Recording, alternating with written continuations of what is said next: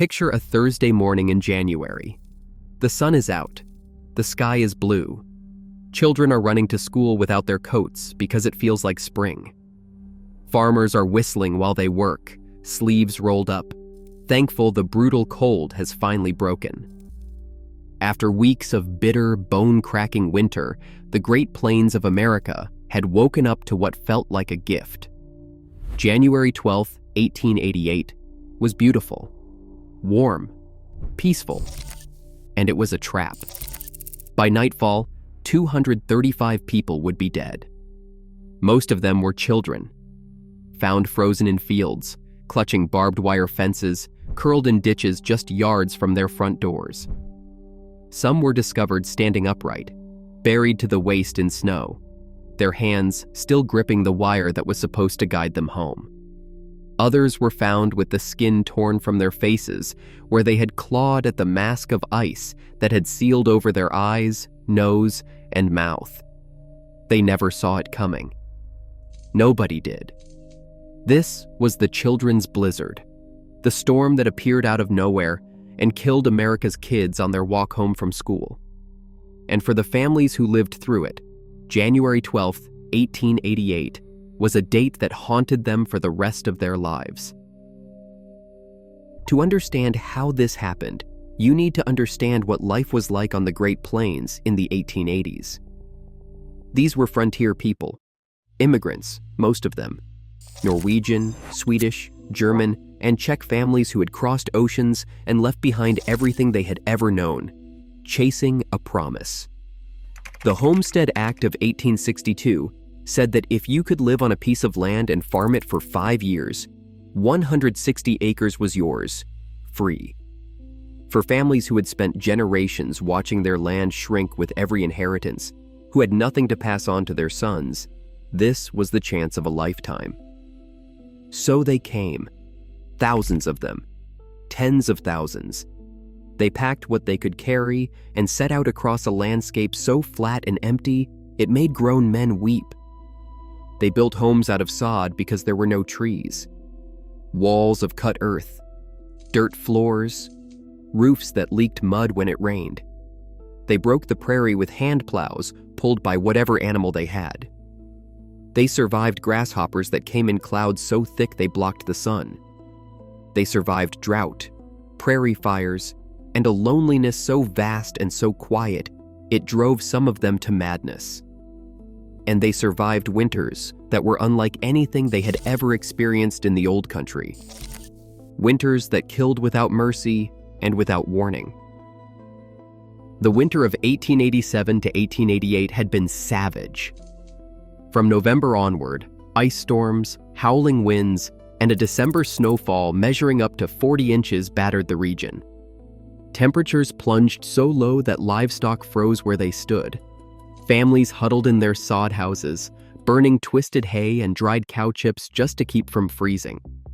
Coal was scarce. Wood was scarcer. Some burned furniture.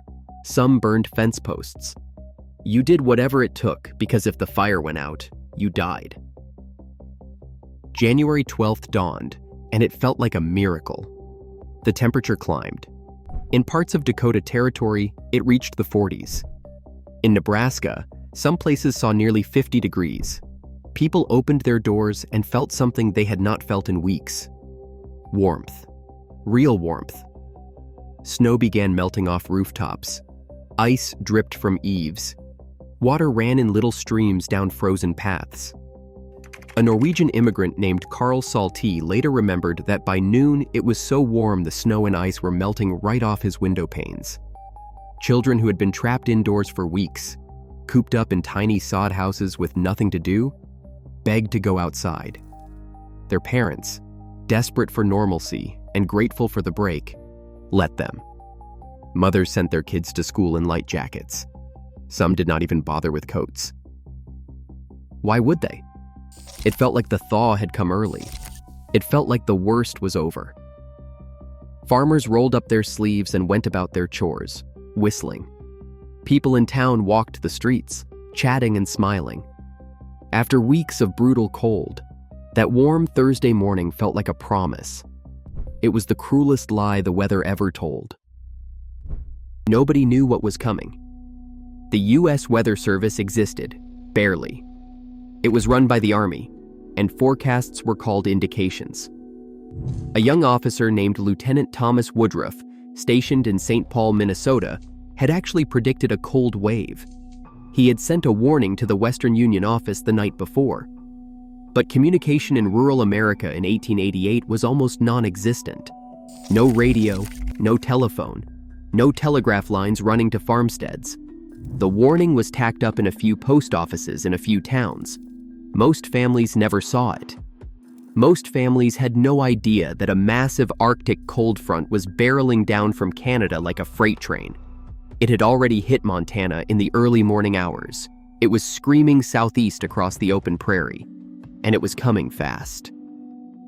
The first sign was a strange stillness.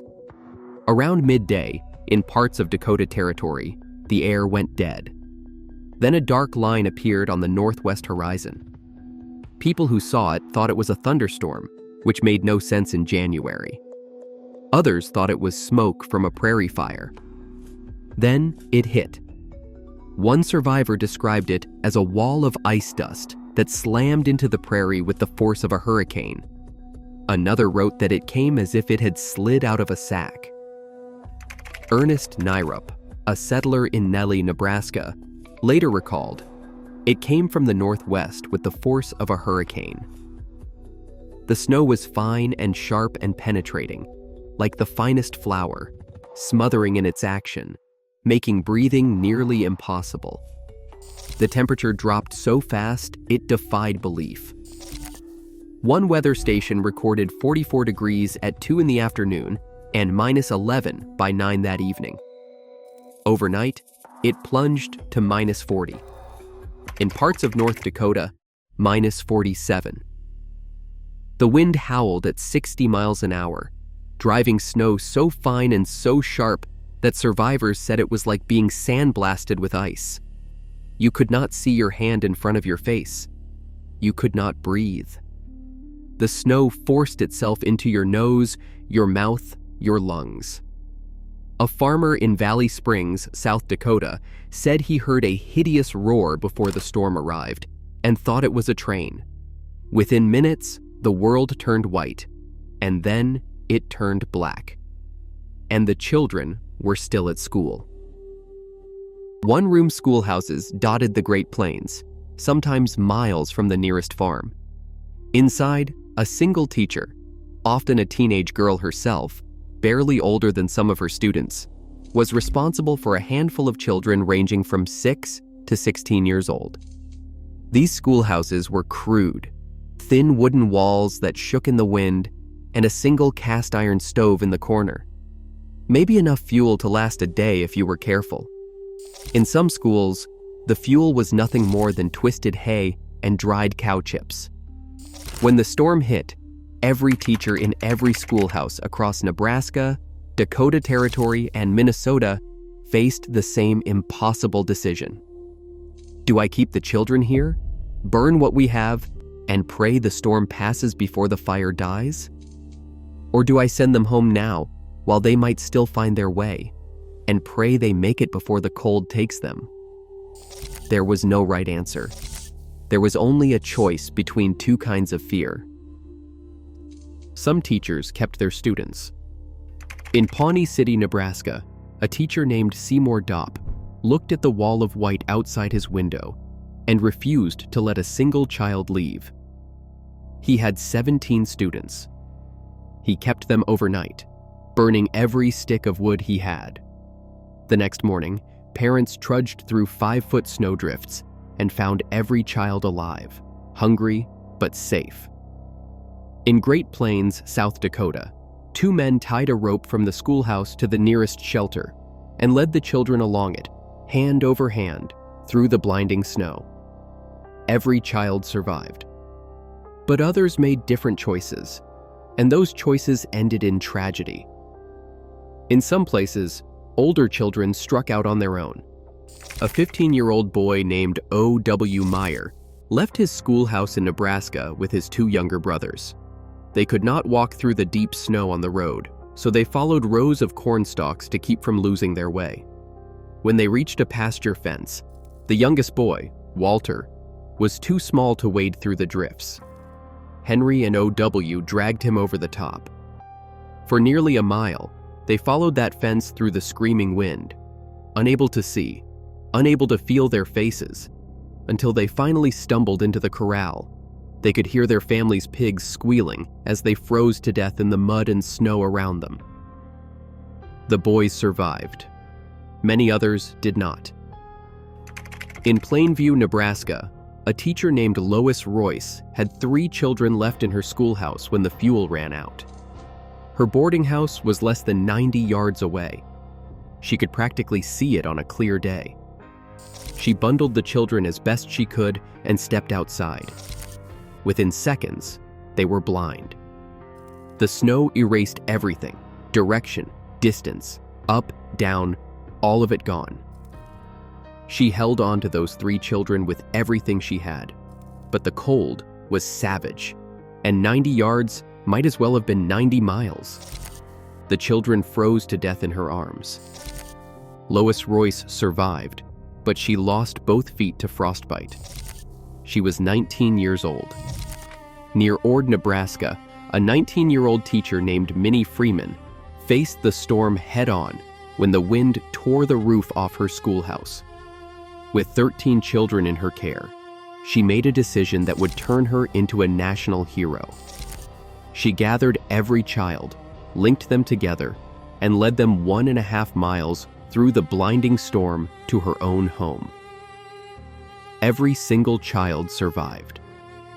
Legend says she used a rope to keep them together, though one of the children later said that was not true. It did not matter. Minnie Freeman became the face of courage in the children's blizzard. A song was written about her. She received over 80 marriage proposals from strangers. A glass mural of her leading those children through the storm still hangs in the Nebraska State Capitol today. Then there was Etta Shattuck. She was 19, a school teacher in Holt County, Nebraska. She had already dismissed her students and was walking to the house where she boarded when the blizzard slammed into her. Blinded instantly, she stumbled through the whiteout until she found a haystack. With nothing but her frozen bare hands, she dug into it and burrowed inside. She lay there for nearly 3 days. No food, no water, no way to move because the weight of ice and snow had sealed her in. On Sunday, a farmer named Daniel Murphy was shoveling snow off his haystack when he heard a faint voice. They pulled Etta out, barely alive. Her feet were destroyed. Both legs had to be amputated. The infection that followed killed her 3 weeks later. She was 19 years, 9 months, and 28 days old. She had been supporting her father, a disabled Civil War veteran, on her teacher salary. Across the plains, the stories were the same. 3 children of John Denlinger in Garrison, Nebraska, tried to walk home from school and got lost. 1 froze to death. 2 barely survived. In Inwood, Iowa, 2 children of a man named Fitzgerald were caught on their walk home and perished. In one account, a father named Roland Chambers walked a mile through the storm to collect his son from school. Both got lost on the way back. The father froze to death. The son was found barely alive, so badly frostbitten he nearly died. Farmers fared no better. A Scottish immigrant named James Jackson, living near Woodstock, Minnesota, went out to find his cattle when the storm broke. He never found them alive. His entire herd lay frozen in a 10-mile stretch across the prairie, every animal dead where it stood. Across the region, thousands of hogs, cattle, and horses perished. In Stanton County, Nebraska, 60 head of cattle froze solid in Butterfly Creek. When the storm finally blew itself out in the early hours of Friday, January 13th, a terrible silence fell across the plains. The temperature was still 30 or 40 below zero. The snow had drifted so high, it buried entire buildings. Fence posts had vanished. Roads were gone. And then the searching began. Fathers wrapped in every layer they owned trudged out into a frozen, unrecognizable world, calling the names of children who didn't answer. Mothers stood in doorways, staring at the white emptiness, waiting. Some families didn't find their children for days. They found them in fields, in ditches, along fence lines. Some were found face down in the snow, with their arms stretched out, still reaching for home. Others were found standing upright, waist deep in drifts, their hands frozen to barbed wire fences. They had followed the fence, trying to feel their way home, and simply couldn't go any further. Women were found sitting upright in their houses with their children gathered around them, their fires long dead, the last scraps of fuel burned hours before. The cold had simply crept in and taken them while they sat together, waiting for help that never came. One father wrote that his face was torn and bleeding from where he had pulled the ice from his nose, mouth, and eyes after staggering home through the storm. A newspaperman in O'Neill, Nebraska, later wrote that everything living or lifeless was enveloped in a cloud of snow, beating at you with wild winds. Behind the mild, soft temperature of that morning lurked a monster. The final count was staggering. At least 235 dead, though some estimates reach 500. Of those confirmed dead, 213 were children. In Nebraska alone, nearly 100 schoolchildren perished. They died not because anyone was reckless, not because anyone did not care, but because the storm was faster, colder, and more violent than anything anyone had ever seen. And because there was no way to warn them, it was coming. The aftermath changed America. The sheer horror of so many children dying on a walk home from school forced the nation to confront the inadequacy of its weather forecasting. Newspapers ran front-page stories for weeks. The death toll climbed daily. The anger was real, directed at a weather service that had predicted the storm, but could not deliver the warning to the people who needed it most. In the years that followed, the government invested heavily in improving weather communication, expanding telegraph networks, and building a system that could actually reach rural communities before a storm, not after. The children's blizzard did not just kill, it woke a nation up. In 1940, more than half a century later, survivors formed the January 12, 1888 Blizzard Club. They met every year on the anniversary of the storm, gathering in Lincoln, Nebraska, sharing stories, remembering the dead, and keeping the memory alive for the next generation. They published a newsletter called In All Its Fury and gathered for decades, old men and women who had been children that day, who still remembered the sound of the wind and the cold that would not let go. The club last met in the 1980s. By then, most of them were gone. But the stories remained, passed down through families like sacred things, told to children and grandchildren around kitchen tables, because on the Great Plains, the children's blizzard was never just a weather event. It was the day the sky betrayed them. It was the day that warmth turned to death without warning. It was the day 213 children did not come home from school. If you take anything from this story, let it be this. Those families on the plains in 1888 had nothing. Sod houses, one-room schools, no telephones, no forecasts they could trust. What they had was each other. Teachers who refused to let their students leave. Farmers who tied ropes to their doors and walked into the white to find their neighbors. Parents who searched through the night, calling names into a wind that swallowed every sound. They lost so much that day, but they did not break. They buried their children, mourned their dead, and they stayed. They kept farming, kept teaching, kept building. Because that is what Americans did. Not because it was easy, because it was the only way forward. The children's blizzard of 1888 is one of the deadliest storms in American history.